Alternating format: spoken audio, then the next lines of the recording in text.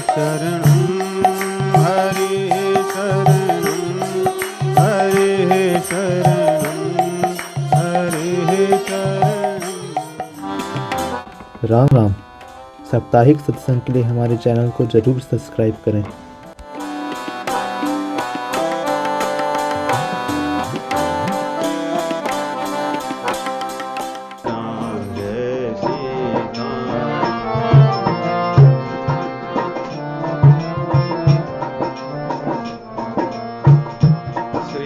सीतानाथ समारंभा श्री रामानंदार्य मध्यमा अस्मदाचार्य पर्यन्तां वन्दे श्री गुरु परम्परा।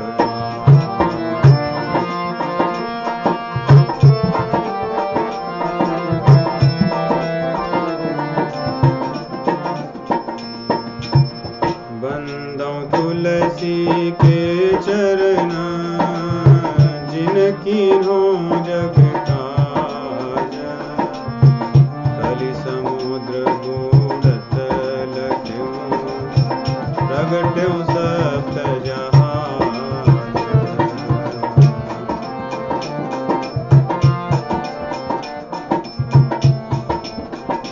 श्री सीतानाथ समारंभा श्री रामानंदार्य मध्यमा अस्मदाचार्य पर्यन्तां वन्दे श्री गुरु परम्परा।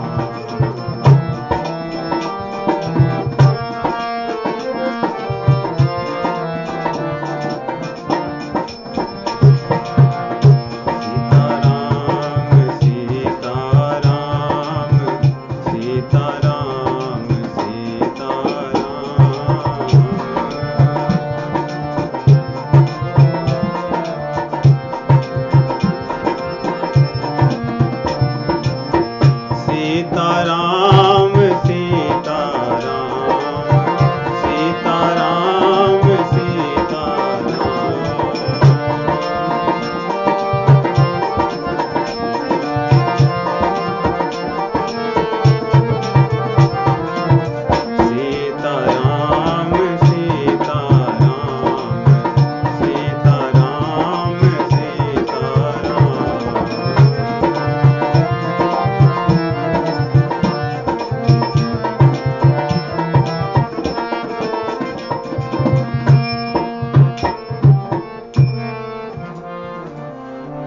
राम राम।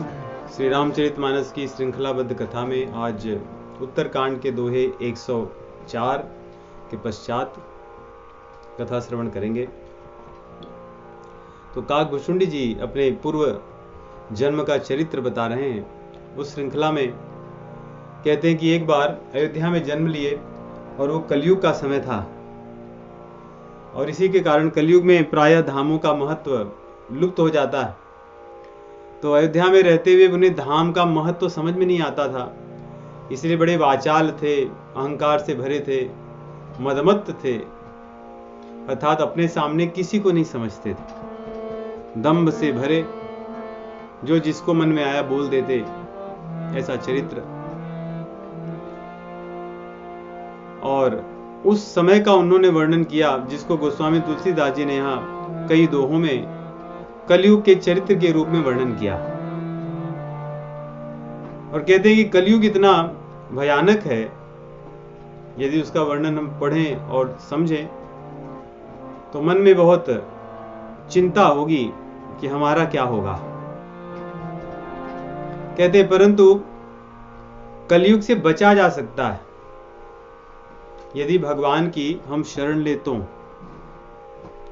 जैसे कितनी भी तेज धूप हो, कितना भी कष्ट हो, परंतु यदि कोई व्यक्ति बड़े वृक्ष की छाया का आश्रय ले तो धूप से उसको राहत होती है, उसको लाभ होता है, बच जाता है।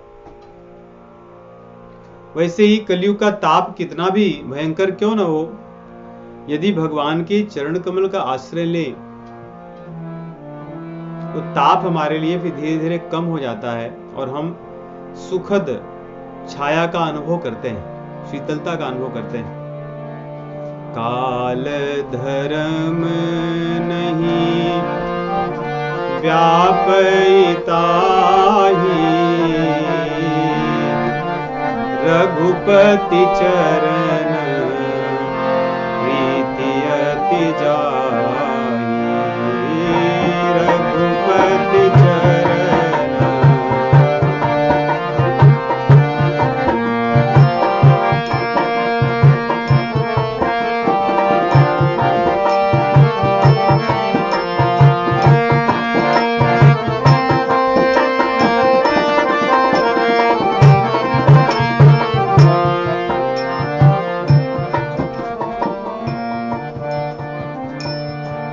काल धर्म नहीं व्यापयिता ही, रघुपति चरण प्रीति अति जाहि। भगवान के चरणों का आश्रय लें तो काल धर्म जो त्रिताप है, सर्वत्र व्याप्त है, उससे हम बच सकते हैं। अन्यथा जल करके तो हमें मरना ही है, जीते जी भी और मरने के बाद भी। कह रहे हैं कि कलयुग में सब तरह से आदमी को कष्ट होता है, लेकिन समझ में नहीं आता। उस समय भी ऐसे ही था, सब जगह से कष्ट था, ये तो चल ही रहा था। उसके बाद में दैविक ताप ऐसा हुआ कि अनावृष्टि हुई, सूखा पड़ गया और खाने को भी नहीं मिलता था। उस समय कैसे भी नए जॉब को ढूंढते ढूंढते उज्जैन गए। उस समय उज्जैन में त्रिताप कम था, वहां नौकरी वगैरह अच्छी मिलती थी, इसलिए ढूंढते ढूंढते वहां चले गए और उससे उन्हें लाभ हुआ। और कई समय तक, बहुत समय तक वहां विदेश में रहते हुए जब धन संपत्ति थोड़ा कमा लिए, मन शांत हुआ, तो मन में आया कि चलो कुछ और देखते हैं। तो महाकालेश्वर के मंदिर के पास उन्हें एक विप्र देवता मिले।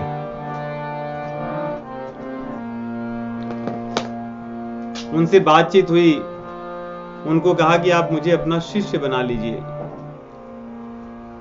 और वे भी बड़े दयालु थे, सरल स्वभाव के थे। कृपा करके उन्होंने इन्हें अपना लिया शिष्य के रूप में और अपने पुत्र की तरह मानने लगे। लेकिन कह रहे मेरा जो स्वभाव था वो बदला नहीं। मैं कपट पूर्वक उन्हें गुरु बनाया था और कपट पूर्वक उनके साथ व्यवहार भी करता था, क्योंकि बड़े प्रतिष्ठित ब्राह्मण देवता थे, गुरुदेव थे।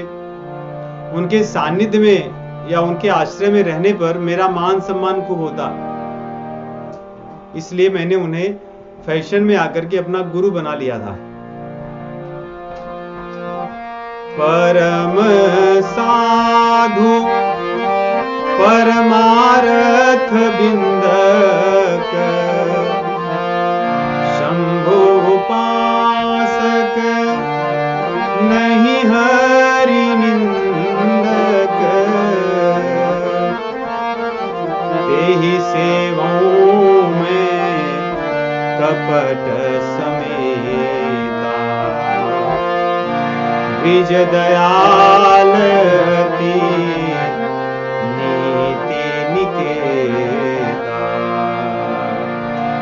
बाहि जनम्र देखि मोहि साई, विप्र पढ़ाव पुत्र की नाई, विप्र पढ़ाव पुत्र की नाई। और गुरुजी इतने सरल थे कि बाहर से जो ये विनम्र होने का ढोंग करते थे, उसी को उन्होंने वास्तविक मान लिया। उन्हें लगता कि ये बालक बहुत ही, या ये व्यक्ति बहुत ही विनम्र है, सरल स्वभाव का है, लेकिन एक कपट पूर्वक उनके साथ व्यवहार करते थे। और उन्हें वो बहुत प्रेम से सारे शास्त्रों का अध्ययन कराए, षडांग दर्शन पढ़ाए, नीतियां पढ़ाए। और ये पढ़ते क्या थे, इन्हें ये लगता कि फैशन में आके पढ़ते थे, कि सबको बताया करते थे कि मैं भी पढ़ता हूं। और इसीलिए उन्हें शास्त्रों का इनके ऊपर कोई प्रभाव नहीं पड़ता। पढ़ने को तो पढ़ लिए, कह रहे विप्र पढ़ाव पुत्र की नाई। अब देखिए, गुरुदेव अपने शिष्यों को सदैव पुत्र जैसे ही मानते हैं, परंतु शिष्य यदि उन्हें उस रूप में माने तो उसका भी लाभ होगा। परंतु कह रहे हैं पढ़ाते तो वो थे पुत्र समझ के, लेकिन मैं कपट पूर्वक उनके साथ व्यवहार करता था। इसलिए जैसी हमारी भावना होगी, हम गुरु से ज्ञान वही प्राप्त करेंगे। यदि हमारी श्रद्धा सरलता पूर्वक और सेवक भाव की होगी, तभी शास्त्रों का जो ज्ञान है हम उसको ग्रहण कर पाएंगे, हमें लाभ होगा।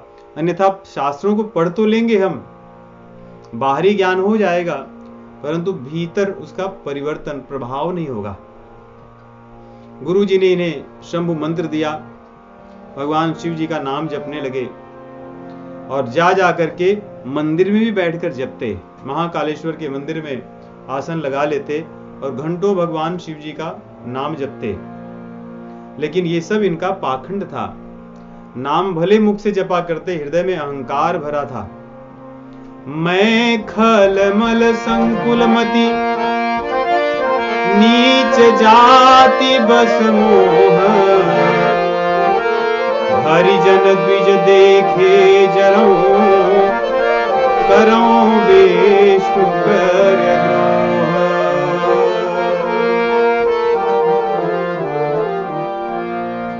बैठकर घंटों जप करते, लेकिन द्रोह किया करते। किनसे? हरि भक्तों से। क्यों? क्योंकि स्वयं को औरों से बड़ा मानते कि मैं तो इतने अच्छे जप करता हूं, मेरा मंत्र सबसे बड़ा है, भगवान शिव जी से बड़ा कोई नहीं है। जो भगवान शिव जी को नहीं मानता वे सब लोग मूर्ख हैं। ऐसी भावना से प्रेरित होकर के हरिजनों को देख कर ये जला करते, कहते मैं उनको देख करके जलता और द्वेष से भरा रहता। तो फिर कैसा जप होगा, उसका लाभ क्या होगा? देखिए, इस प्रसंग में बहुत सी शिक्षाएं हैं। एक तो ये कि गुरु के साथ कपट का क्या परिणाम होता है। हमारे बोलचाल में भी कहते हैं, गुरु संग कपट न मित्र से चोरी, को नहीं निर्धन को नहीं कोढ़ी। ऐसी कहावत है कि गुरु से कपट मित्र से चोरी, को नहीं निर्धन को नहीं कोढ़ी। तो गुरु से कपट का परिणाम, दुष्परिणाम तो बहुत भयंकर। निर्धन अर्थात व्यक्ति सांसारिक धन नहीं, उसके पास कोई धन नहीं रह जाता। भगवान के प्रेम रूपी धन को पाने के लिए हम गुरु का आश्रय लेते हैं, लेकिन गुरु से कपट होने पर वो प्रेम धन से हम वंचित रह जाते हैं, दरिद्र हो जाते हैं, हमारे पास वो नहीं आ पाता। तो यहां पर ये धन तो कमा लिए, शंभु शिव नाम की दीक्षा भी ले लिए, गुरु की कपट पूर्वक सेवा भी कर रहे हैं, देखने में सब कुछ कर रहे हैं, सेवा कर रहे हैं, जप कर रहे हैं, और मंदिर में भी बैठ करके घंटों उपासना इनकी चल रही है। परंतु भीतर क्या चल रहा है उसका वर्णन कर रहे हैं। भीतर ईर्ष्या है, द्वेष है, दंभ है, अहंकार है। इसी से प्रेरित होकर के इनका जीवन चल रहा है। और जो गुरु होते हैं वे तो जानते हैं, गुरु इनको देखकर ही समझ जाते कि इनके आचरण भले ये बाहर से विनम्रता का दिखा रहे हैं, परंतु भीतर इनका पूरा भरा पड़ा है और पहले से भी खराब हो चुका है। इसलिए गुरु जी दृष्टांत देकर या कोई बहाना ढूंढ करके इन्हें समझाते। कब? नित्य समझाते। समझाने की आवश्यकता इसलिए होती क्योंकि गुरु इन्हें पुत्र की तरह मानते हैं। जैसे माता पिता अपने संतान को जैसे ही गलत मार्ग पर देखते हैं तो उन्हें सदैव टोकते हैं, सदैव उन्हें समझाने का प्रयास करते हैं। वैसे ही गुरु जब इनके आचरण को देखकर दुखी रहते तो इन्हें बहाना ढूंढ करके दृष्टांतों से समझाते, क्योंकि इनको अगर प्रत्यक्ष रूप से कहेंगे तो ये सुनने वाले नहीं है। इसलिए कह रहे हैं, गुरु नित मोहि प्रबोध, दुखित देखे आचरण,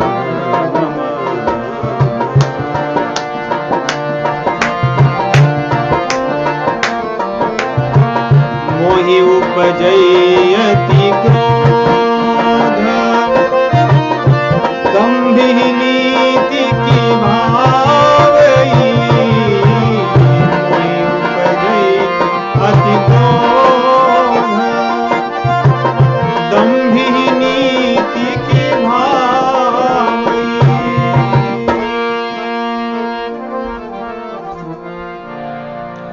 व्यक्ति निद्रा में थका हो और निद्रा में विश्राम कर रहा हो, गहरी नींद में हो, उसे भी थोड़ी सी मेहनत के पश्चात वो जग जाता है, उसे जगाया जा सकता है क्योंकि वो वास्तव में सोया है। परंतु यदि कोई व्यक्ति सोने का नाटक कर रहा हो, उसे जगाना बड़ा कठिन है, वो नहीं जाग सकता। इसलिए कह रहे हैं दंभी नीति की भावई। गुरुजी प्रतिदिन नीति सिखा रहे हैं, उनको प्रबोधन कर रहे हैं, उनके आचरण को देख करके दुखी होकर के। परंतु ये तो जानबूझकर वो कर रहे थे, इन्हें सब पता था कि अच्छा क्या है बुरा क्या है, ज्ञान तो पूरा था, परंतु ज्ञान आचरण में नहीं आया था। इसलिए कह रहे हैं जब गुरुजी मुझे शिक्षा देते तो भीतर से मैं उनके प्रति भी क्रोध की भावना रखता कि कितना सिखाओगे, मुझे सब आता है, मैं सब जानता हूं।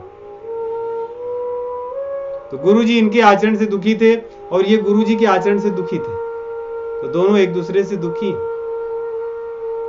और कारण बता रहे हैं दंभी मोह की भावई, मोह दंभी नीति की भावई। मैं तो दंभ पूर्वक गुरुजी की सेवा करता था, मैं तो अपने आप को गुरुजी से बड़ा मानता था। इसलिए जब गुरुजी मुझे सिखाते तो मुझे अब क्रोध भी आने लगा, क्योंकि कुछ दिन बाद और भी लोग देखते कि भैया तुम्हें तुम्हारे गुरुजी सिखाते हैं, क्या बात है तुम्हें, तो फिर इन्हें और क्रोध बढ़ने लगा। इसलिए आगे बता रहे हैं कैसा हो रहा है। एक बार गुरुजी भी बहुत समझदार थे और बड़े दयालु थे, इसलिए गुरुजी समझ गए और एक बार इन्हें अकेले में ले गए और शिक्षा देने लगे कि शायद इससे इसको लाभ हो। इन्होंने कभी भी गुरुजी से नहीं कहा कुछ चर्चा कि भाई शिव जी बड़े हैं और राम जी इनको क्या, परंतु गुरुजी सब चीजें जान गए, इसलिए अकेले में ले जा करके एक बार गुरु लीन बोलाई, मोहिनीति बहु भांति सिखाई, शिव सेवा कर फल सुत सोई, अबिरल भगति राम पद होई, राम ही भजहि तात शिव धाता, नर पामर कई केतिक बाता, जासु चरण अज शिव अनुरागी, तासु द्रोह सुख चहसी अभागी। गुरुजी ने ऐसा लग रहा है इन चौपाइयों से कि जब गुरुजी समझाने लगे तो ये भी गुरुजी के साथ तर्क वितर्क करने लगे कि नहीं आप ऐसा कह रहे हो, परंतु यहाँ ऐसा लिखा है, वहां हमने ये पढ़ाया था। इसलिए गुरुजी लंबा समझा रहे हैं। पहले तो उन्होंने कहा कि पुत्र तुम्हें मैंने शिव मंत्र दिया है, भगवान शिव जी की सेवा करते हो, भगवान शिव जी की सेवा करके यदि तुम सफल हो जाओगे, जब फल मिलेगा तुम्हें, तो तुम्हारे हृदय में रामचंद्र जी के चरणों में प्रेम होना चाहिए। अर्थात भगवान शिव जी की भक्ति का फल भगवान श्री रामचंद्र जी से प्रेम है, ऐसा उनके गुरु जी बता रहे हैं। कह रहे हैं तुम तो द्वेष कर रहे हो, अर्थात तुम्हारी यात्रा जहां जाना चाहिए तुम तो उसकी विपरीत दिशा में जा रहे हो। जहां प्रेम बढ़ना चाहिए वहां तुम्हारा द्वेष बढ़ रहा है, ऐसा लग रहा है। फिर उन्होंने ज्ञान दिया जब गुरुजी ने, तो गुरुजी को एक ज्ञान देने लगे, इसलिए गुरुजी को आगे कहना पड़ा कि राम ही भजहि तात शिव धाता, नर पामर कई केतिक बाता,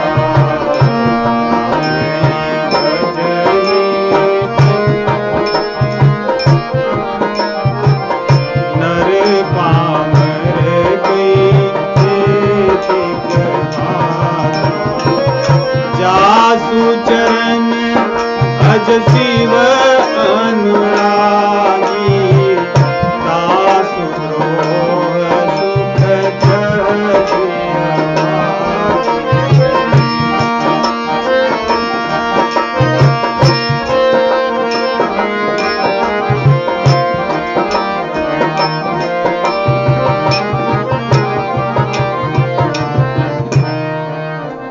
गुरु जी अंत में बताए कि जिनके नाम को जप करके तुम्हारे भीतर अभिमान बढ़ रहा है, राम भजई तात शिव धाता, ये तात कितने प्रेम से कह रहे हैं। वो भी रामचंद्र जी को भजते हैं, ब्रह्मा जी भी रामचंद्र जी को भजते हैं, भगवान शिव जी भी भजते हैं। तो मनुष्यों की, पामर मनुष्यों की क्या बात। जासु चरण शिव अज अनुरागी, जिनके चरणों के प्रेमी ब्रह्मा और विष्णु, ब्रह्मा और महेश जी हैं, तुम उन्हीं से द्रोह करके भाग्य को नहीं बदल सकते अपने, तुम दुर्भाग्य हो, अभागे हो।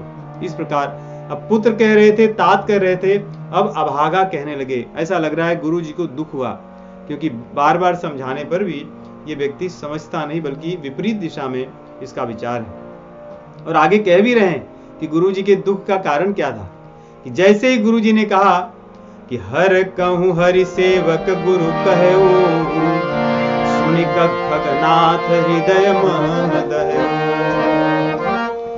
मेरे हृदय में क्रोध आ गया गुरु जी के प्रति, ये कैसी शिक्षा दे रहे हैं। क्या भगवान शिव जी रामचंद्र जी के सेवक हो सकते हैं? ऐसा तो कभी नहीं हो सकता।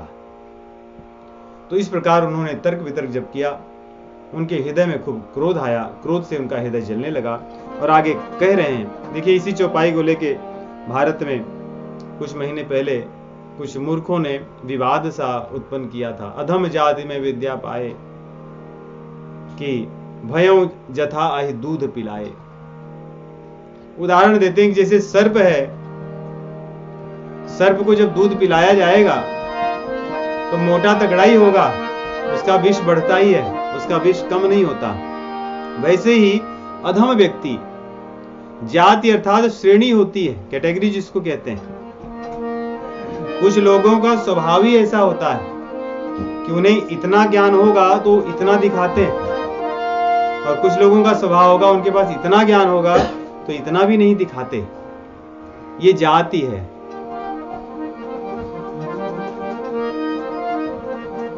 तो कह रहे हैं कि मेरा स्वभाव ऐसे ही था, दंभी था। अधम जाति में विद्या पाए, अधम होने के कारण जिस ज्ञान को मुझे गुरु जी ने बड़े प्रेम से दिया, उस ज्ञान को पाकर के मैं दंभी हो गया, अहंकारी हो गया, और सर्प की तरह मेरा विष बढ़ गया। क्योंकि यदि ज्ञान नहीं होता तो शायद इतना तर्क कुतर्क नहीं करते। आजकल भी बड़े बड़े धार्मिक पुस्तकों को लिखने वाले जो लोग हैं, जिनका आचरण धर्म के अनुसार नहीं है, परंतु वो कई लोग दुनिया के बेस्ट सेलर्स हैं और उनकी चीजें ज्यादा मानी जाती हैं। तो ये चौपाई उनके ऊपर वास्तव में घटित होती है। अधम जाति में विद्या पाए, भयों जथा अहि दूध पिलाए। क्योंकि वो तर्क वितर्क करके, तोड़ मरोड़ करके अपनी बातों को सिद्ध करते हैं शास्त्रों से। इसी बात को काकभूषण जी कह रहे हैं कि मेरा भी आचरण वैसे ही था, और कलयुग में प्राय ऐसे ही होता ही है कि अपने अनुसार, मत के अनुसार मतों को प्रकट किया जाता है और उसी पर लोग चलने लगते हैं। कह रहे हैं परंतु जो गुरु जी थे उनको क्रोध नहीं आया। मैं तो रात दिन उनकी इस बात को लेकर अब जलने लगा भीतर, और गुरु जी तो बात को भूल गए। अब जब गुरु जी से इन्होंने शत्रुता आरंभ कर दी, ये आए हैं मुझे बहुत सिखाने, इसमें लिखा तो नहीं है परंतु इन्होंने यहाँ पे लिखा था, गए काल कछ संपत्ति पाई। तो कई बार ऐसा भी लगता है कि संपत्ति आ जाने पर व्यक्ति गुरु को खरीद लेगा, ऐसी भावना से गुरु के साथ मित्रता का व्यवहार करने लगता है।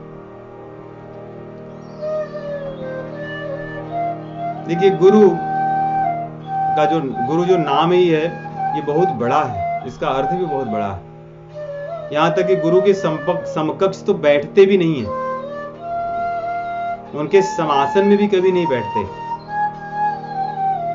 न तो उनकी बातों का प्रत्युत्तर देते हैं। प्रश्न पूछा जा सकता है लेकिन प्रत्युत्तर नहीं होता।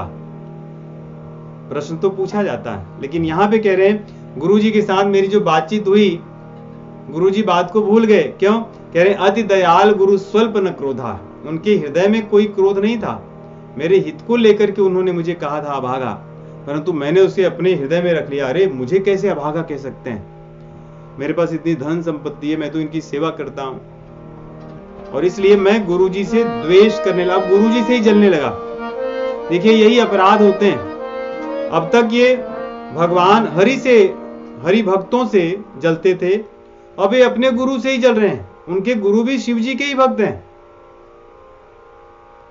तो हरि भक्तों से द्वेष करते करते अंत में अपने गुरु से भी द्वेष करने लगे।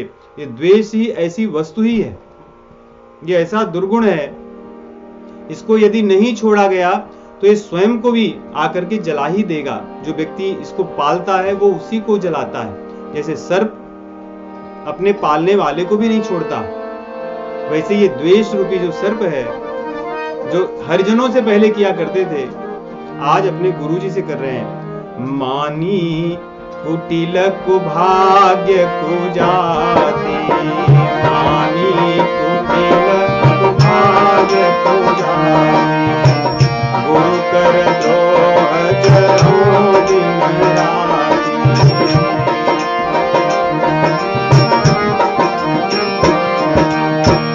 अति दयाल गुरु सर्वन क्रोधा, पुनि पुनि मोहि सिखाव प्रबोधा।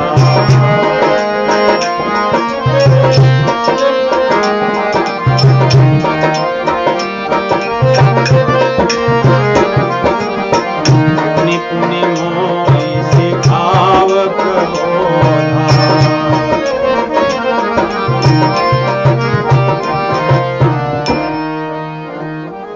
अपने पूर्व जन्म का बता रहे हैं, इसलिए अपने भीतर की भावनाओं को भी बता रहे हैं कि मैं सोचता ऐसा था।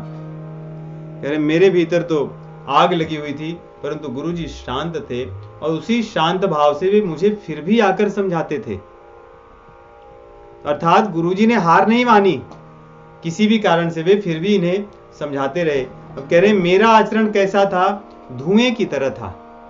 धुआं करती क्या है? जो अग्नि की तेज होती है, जो उसकी प्रकाशिका शक्ति होती है, उसको ढकने का प्रयास करती है, लेकिन धुआं उसको ढक नहीं पाता, क्योंकि उसको उड़ना ही होता है, उसको वहां से जाना ही होता है, वो रह नहीं सकता।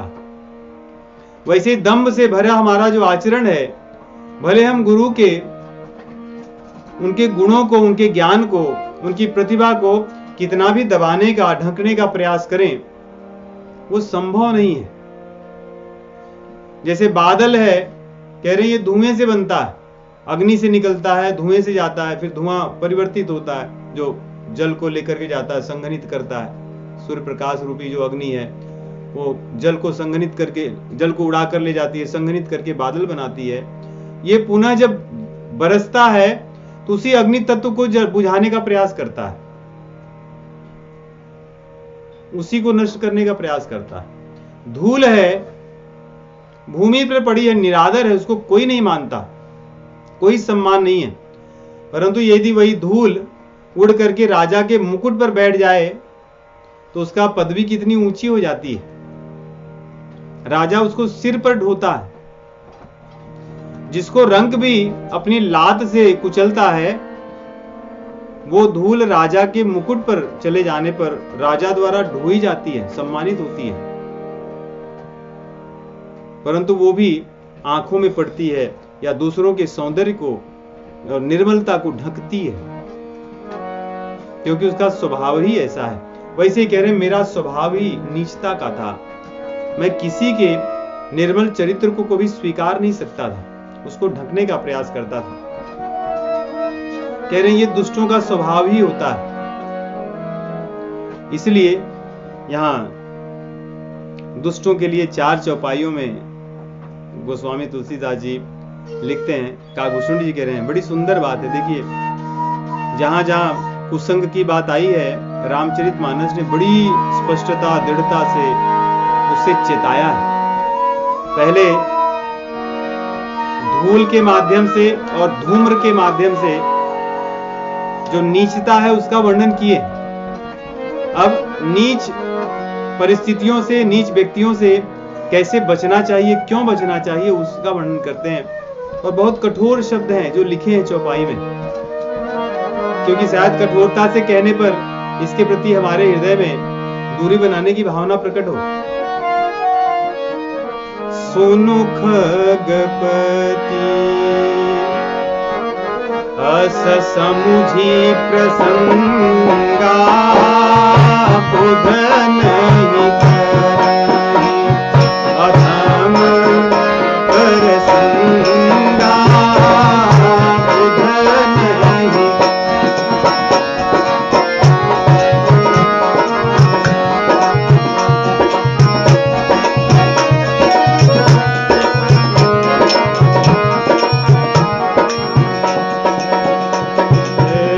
कवि को विद गावहि हसी नीति फल सन कल न फल नहीं प्रीति।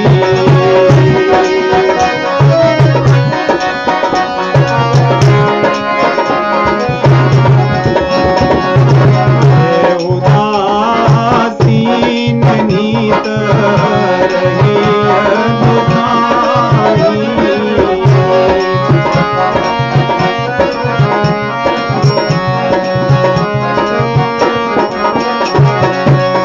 खल परि हरिय स्वान की नाई।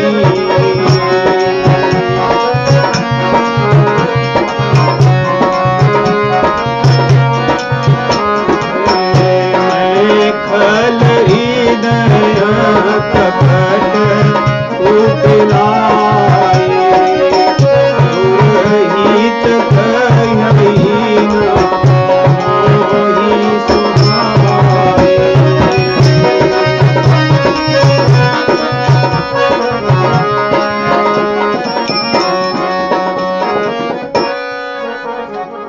सुनु खगपति अस समुझ प्रसंगा बुध नहीं करहि अधम कर संगा।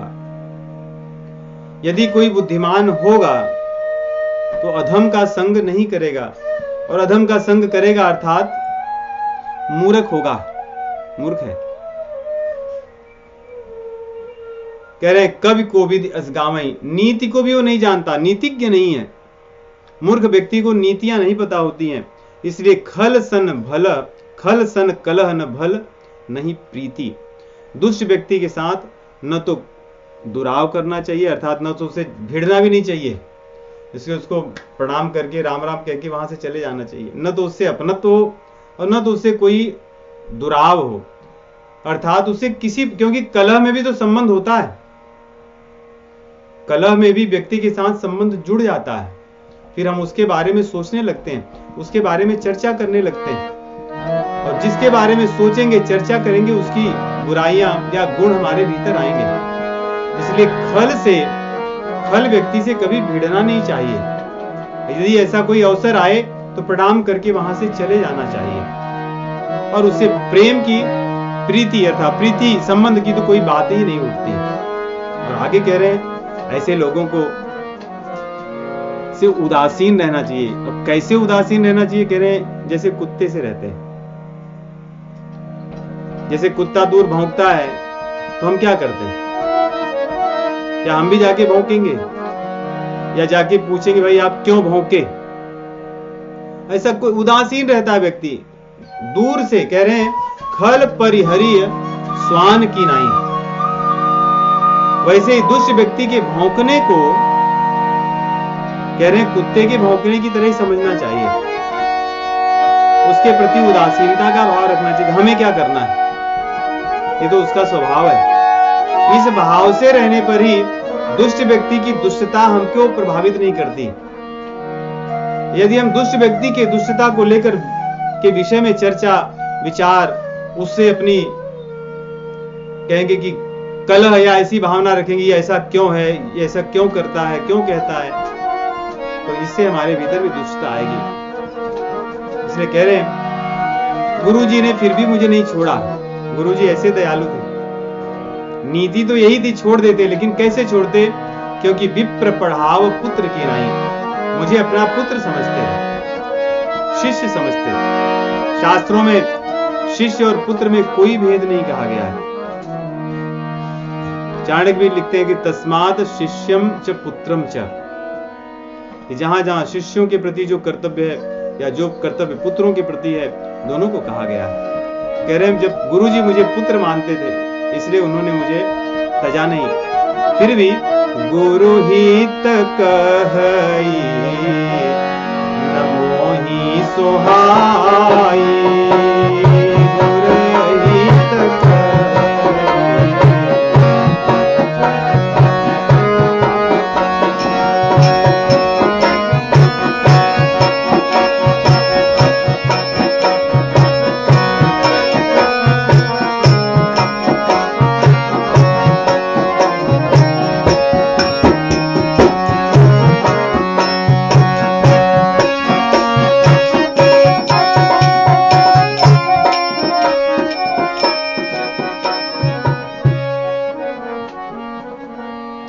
ऐसे ही समय बीतता गया।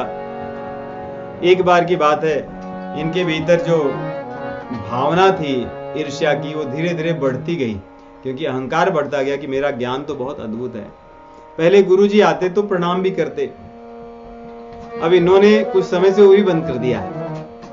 इन्हें लगने लगा कि अब तो प्रणाम करने की भी आवश्यकता नहीं, क्योंकि गुरुजी ने हमें बहुत यहाँ वहां की चीजें सिखाई जो इन्हें पता नहीं है। एक बार महाकालेश्वर के मंदिर में बैठ करके जप कर रहे थे, गुरुदेव का वहां पदार्पण हुआ। देखिए, गुरु को लेकर के कुछ नियम हैं भक्ति शास्त्र में। वैसे तो गुरु की इच्छा नहीं होती है कि हर मंदिर में या मंदिर में उन्हें कोई प्रणाम करे, परंतु उन्हें कोई यदि प्रणाम न करे वो भी अपराध होता है। इसलिए यदि मंदिर में भी कोई प्रणाम करता है गुरु को, तो प्रणाम गुरुदेव भगवान को समर्पित कर देते हैं, क्योंकि नियम यह है यदि कोई भगवान के गर्भगृह में भगवान की सेवा में लगा हो, केवल ऐसे लोगों के लिए अपवाद होता है कि वो गुरु के आने पर उन्हें प्रणाम न करें। जो भगवान की सेवा में उस समय लीन है, केवल उनके लिए। उसके अतिरिक्त हर व्यक्ति को का कर्तव्य है कि गुरु के आने पर उसे उठकर उन्हें स्वागत और दंडवत प्रणाम करना चाहिए। जब काकभूषुंड जी ने सारी कह रहे हैं कि मैं इतना नीति को जानता था, गुरु जी से तर्क वितर्क करता था, लेकिन मूर्खता ने या अहंकार ने मेरे ज्ञान को ऐसे ढक दिया कि गुरु जी आ गए, अब मैंने उनको प्रणाम करना बंद कर दिया। भगवान शिव जी कई बार सोचे शायद अब सुधर जाएगा। जब इसी प्रकार इनका क्रम चलता रहा तो एक दिन भगवान शिव जी ने दंड देने की इच्छा की और उसी क्रम में प्रकट हो गए वहां पर। मंदिर माझ भई नभ माने, रेहत भाग्य अज्ञय अभिमानी।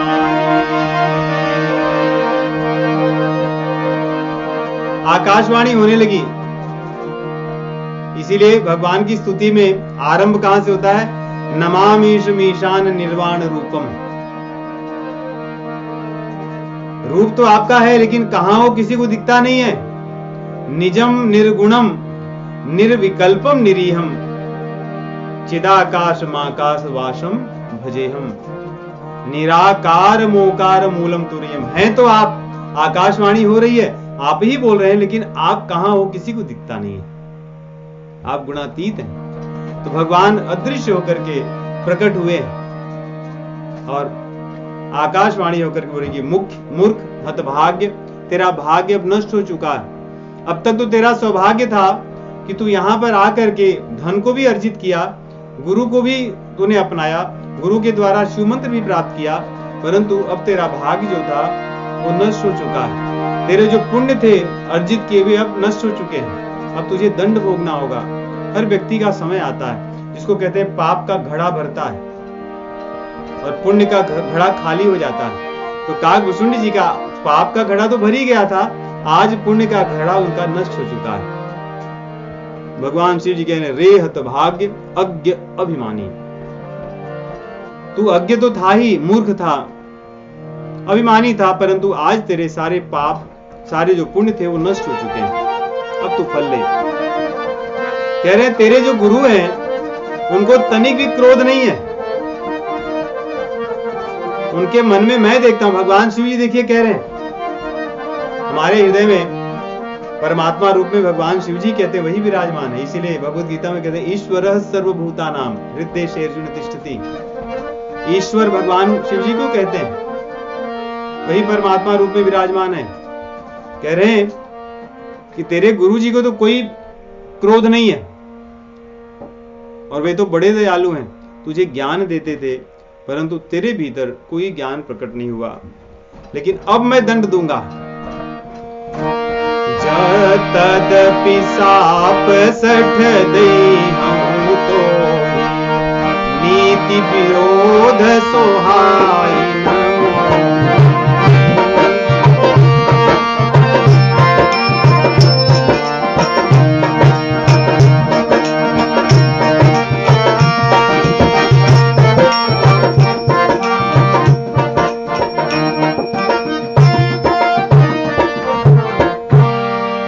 बातें भगवान शिव जी कह रहे हैं बड़ी तार्किक हैं। कह रहे हैं यदि मैं दंड न दूं, मुझे तो कोई कष्ट नहीं है, मैं दंड न दूं, लेकिन वेदों की रक्षा करना मेरा कर्तव्य है। वेदों का नियम क्या है कि जे सठ गुरुसन ईर्षा करही रौरव नरक कोटि जुग परही। ये नियम है। यदि कोई व्यक्ति गुरु के साथ ईर्ष्या करता है तो उसको रौरव नरक में जाना होता है। इसलिए उस विधान को लागू करना मेरा काम है। इसलिए मैं प्रकट होकर तुझे शाप दे रहा हूं कि तू रौरव नरक जाएगा, जिससे मेरी बात पूर्ण हो जाए, क्योंकि तेरे गुरुजी तुझे बचा रहे हैं दया करके। उनकी दया और कृपा के कारण हो सकता है तेरे पाप कम हो जाएं, परंतु मैं वेद मार्ग का अनुसरण करते हुए वेदों की रक्षा करने के लिए मैं तुझे दंड दूंगा। इसलिए भगवान शिव जी शाप देते हैं और कहते हैं त्रिजग जो निपुनि धर ही शरीरा अयुत जन्म भरी पावे पीरा। ऐसे लोग त्रियंग योनियों में जन्म लेते हैं। पशु पक्षी कीट पतंगे वनस्पतियां इनमें जन्मते हैं और जो भी पाप और जो कष्ट होता है नरकों में उसको भोगते हैं। इसलिए तेरा अभी से शुभारंभ होगा कि बैठी रहे सी अजगर इव पापी सर्प होई खल मल मति व्यापी सर्प होई खल मल मति व्यापी।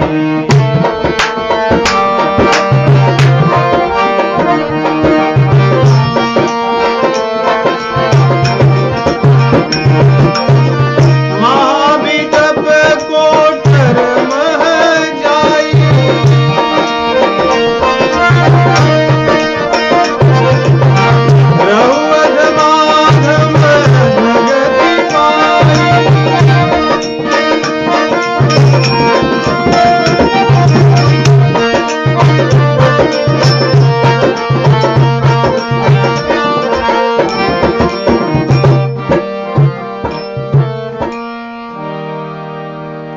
शुभारंभ करने के लिए एक कहते हैं कि ये तुम्हारा शुभारंभ कहां से होगा? अजगर जैसे सर्प योनि से होगा। तिर्यंग योनियों में जाना है लेकिन आरंभ यहीं से होगा। शुभारंभ कर दिया कि महाविटप सर्प होई खल मल मति व्यापी। जाओ सर्प योनि से आरंभ करो। तिर्यंग योनियां तुम करोड़ों जन्मों तक भोगोगे।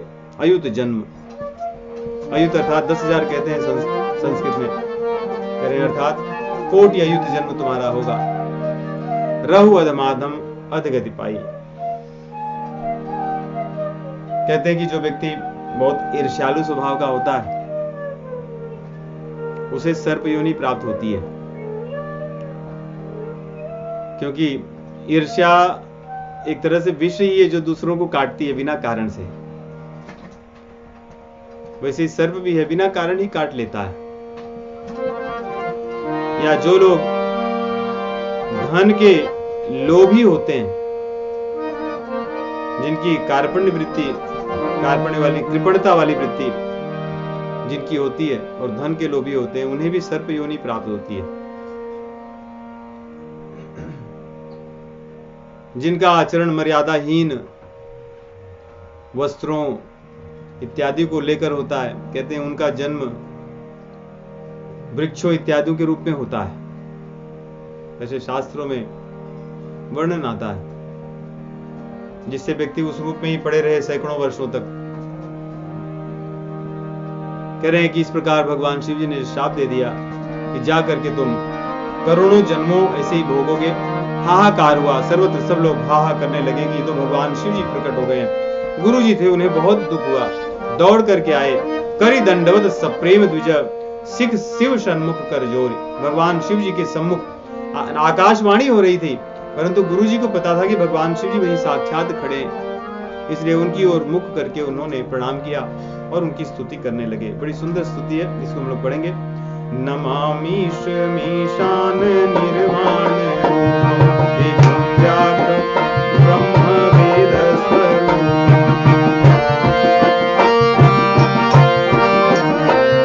निजं निर्गुणं निर्विकल्पं निरीहं, चिदाकाशमाकाशवासं भजेऽहम्। निराकार मूकार मूलं मूलेयं, निराज्ञानबोधितमीशं गिरीशम्। करालं महाकाल कालं कृपालं, गुणागार संसार पारं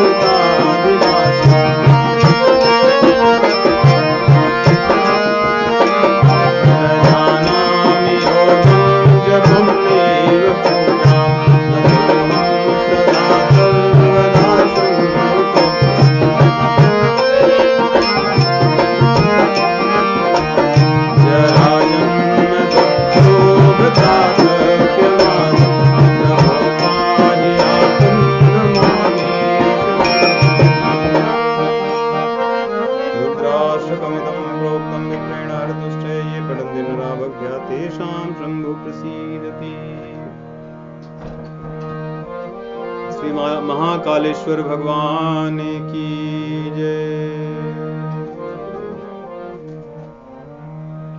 भगवान शिव जी की बड़ी सुंदर स्तुति है, बड़ी मधुर सौम्य, निराकार और साकार दोनों का बड़ा सुंदर समन्वय इस स्तुति में है। तो इस स्तुति के एक एक पंक्तियों में हम नहीं जाएंगे, परंतु सार यही है कि सर्वव्यापी और भक्तों के लिए जो सगुण रूप धारण करने वाले भगवान है, हम उनकी, इसलिए उमापति भी आया है, भवानीपति आया है, हम उनको प्रणाम करते हैं जो कालों के काल हैं। ऐसा होते हुए भी देखिए, करालम महाकाल कालम, यहां तक तो ठीक है, आगे कहते हैं कृपालम, सब कुछ करके, सब कुछ करने में समर्थ, सब कुछ नष्ट करने में समर्थ होने पर भी कृपालम, आप कृपा करने वाले हैं, आप चाहें तो कृपा कर सकते हैं। और उनके सुंदर गुणों का वर्णन करते हुए कहते हैं कि प्रभु न तावत सुखम शांति संतापनाशम प्रसीद प्रभो सर्वभूतादिवासम। आप सभी प्राणियों में विचरण करते हैं, उनकी आत्मा है, आप हम पर कृपा कीजिए, आप मेरे भाव को समझिए, इसके भाव को तो आप समझ रहे हैं, परंतु मेरा भी भाव जो है उसको समझिए कि मैं चाहता हूं कि आप इसे क्षमा कर दें। इसलिए भगवान शिव जी बड़े प्रसन्न होते हैं इस स्तुति से, और ये स्तुति बड़ी प्रसिद्ध है, इसको गाना चाहिए। कई बार लोग अन्य बहुत सी स्तुतियां गाते हैं, परंतु इस स्तुति में जो भाव है वो बहुत ही प्रेम से भरा हुआ है, बहुत मधुर है, इसके शब्द भी बड़े मधुर हैं। रावण द्वारा रचित जो स्तुति है उसके शब्द अक्षर वो रावण के जैसे ही है, वही भगवान शिव जी की स्तुति है। शिव तांडव स्तोत्र ड ड ढ सब भरा हुआ है, परंतु इसमें सदम मधुर शब्दों, मधुर अक्षरों को गोस्वामी तुलसीदास जी ने बड़ी मधुरता से पिरोया, बड़ा सुंदर है। सुनि बिनती सर्वज्ञ शिव देखि विप्र अनुराग, मुनि मंदिर नवपानी भय द्विज बर बर माग। भगवान शिव जी प्रकट हो गए, बोले कि भैया वरदान मांग लो, क्या चाहते हो, इतनी अच्छी स्तुति कर रहे हो, तुम्हारे हृदय के भाव को मैं जानता हूं, उसमें कपट नहीं है। इसलिए क्योंकि इन्होंने कहा था ये पठन कि मेरे हृदय की जो बात है आप तो जानते हैं, सर्वभूताधिवासम, क्योंकि सभी भूतों में आप निवास करते हैं। इसलिए भगवान शिव जी कहते हैं कि हाँ मैं जानता हूं तुम्हारा भाव क्या है, इसलिए मांगिए जो मांगना है। इन्होंने भी बड़े यहां वहां की बातें न करके, क्योंकि इस समय बहुत ये इमरजेंसी वाला सिचुएशन है, यहाँ पे यहाँ वहां की बातें नहीं करेंगे। इसमें तो शिष्य के जीवन की बात है, जीवन उसका नष्ट हो चुका है। इसलिए इन्होंने कहा कि प्रभु जी यदि आप प्रसन्न हैं तो मुझे एक काम कीजिए, निज पद भगति दे प्रभु पुनि दूसर बर देव।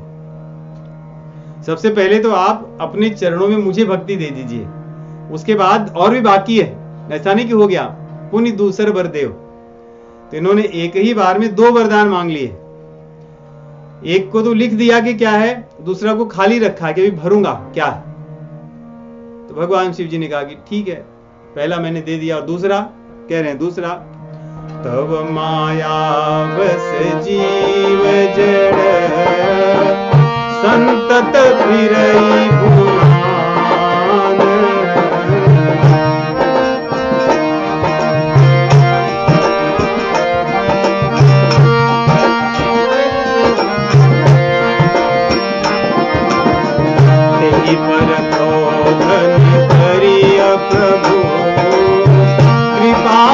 सिंधु भगवान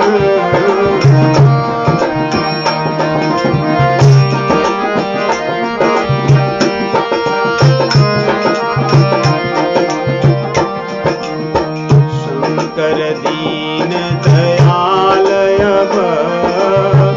यही पर हो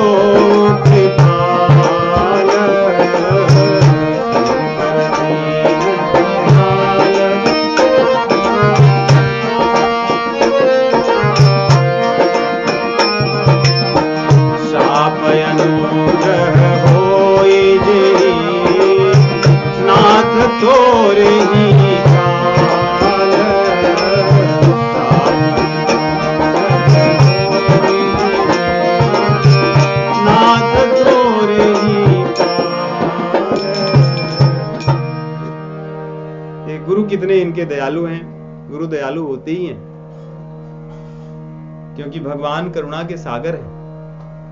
और गुरु साक्षात भगवान होते हैं। गुरुर ब्रह्मा गुरु विष्णु गुरुर्देवो महेश्वर गुरु साक्षात परब्रह्म तस्मै श्री गुरुवे नमः। भगवान श्री कृष्ण कहते हैं भागवत पुराण में, आचार्यम माम विजानीयात नाव मन्येत करहिचित न मर्त्य बुद्ध्या सूयेत सर्वदेवमयो गुरुः। तो आचार्यम माम विजानीयात, साक्षात मैं ही हूं। कई बार जैसे मैंने उदाहरण दिया था एक बार कि मूर्ति में भगवान को नहीं, मूर्ति भगवान ही है, वो भगवान ही है वहां पर। वैसे ही गुरु में भगवान को देखना नहीं, कहते हैं गुरु साक्षात परम ब्रह्म है, साक्षात भगवान है। भगवान ही मेरे लिए इस रूप में है गुरु बनकर। इस भाव से ही गुरु के ज्ञान का हमारे हृदय में दृढ़ता बनती है, गुरु का ज्ञान दृढ़ होता है। तब उसमें न मर्त्य बुद्धिया सूयेत, सांसारिक जीव की बुद्धि गुरु में करने पर उनके ज्ञान को हम नहीं ले सकते। क्यों? क्योंकि कभी ना कभी तो हम उनमें फिर दोष ढूंढेंगे। एक बार जब दोष आ गया हृदय में गुरु के प्रति, उसके बाद उनकी आगे जो बताएंगे वो, और जो हमने पीछे सीखा है वो सारे ज्ञान हमारे लिए चले जाएंगे छोड़कर। उन ज्ञान में दृढ़ता हमारी कभी नहीं रह सकती, तो हमारा पूरा जीवन व्यर्थ हो जाता है। इसलिए शास्त्रों ने बड़े स्पष्ट शब्दों में गुरु के प्रति भगवत भाव की ही बात कही है, अन्य नहीं। यहाँ पे गुरु का आचरण देखिए, उन्होंने न तो अपना कोई हानि होने दी और न तो ऐसे दुष्ट प्रवृत्ति के शिष्य को भी उन्होंने बचा लिया। गुरु ऐसे होते हैं। उन्होंने कहा कि आपका शाप तो कभी व्यर्थ नहीं होगा, परंतु शाप अनुग्रह होई जेहि नाथ थोड़े ही काल। आपने इसको इतने जन्मों के लिए शाप दिया है, तिर्यंग योनियों में जाने के लिए, आप उसको कुछ छोटा सा बना दीजिए, आपकी भी बात रह जाए और इसका कल्याण हो जाए। ऐसी प्रार्थना करते हैं। भगवान शिव जी भी परम दयालु, वो तो आशुतोष हैं। एक स्तुति से ही प्रसन्न हो गए, बोले मांग लो जो मांगना है। तो इसलिए अब आगे कैसे कल्याण करेंगे? काकभूषण जी का पूरा जीवन ही भगवान शिव जी ने बदल दिया। लगा तो एक प्रकार से शाप दिया, परंतु शाप के रूप में उन्होंने उनका कल्याण कर दिया। जो उनके गुरु की इच्छा थी वही चीज गुरु भगवान शिव जी ने किया। उनकी गुरु की इच्छा थी कि भगवान के रामय भजई तात शिव धाता, नर पामर कई केतिक बाता, शिव सेवा कर फल सुत सोई, अविचल भगत राम पद होई। ये उनके गुरु जी का विश्वास था। उसी विश्वास को आज काकभूषण जी को दिलवाएंगे। अर्थात जो गुरु की इच्छा थी भगवान शिव जी ने अंततः वही पूर्ण की। तो उस कथा को हम अगले सप्ताह श्रवण करेंगे। श्री राम जय जय राम।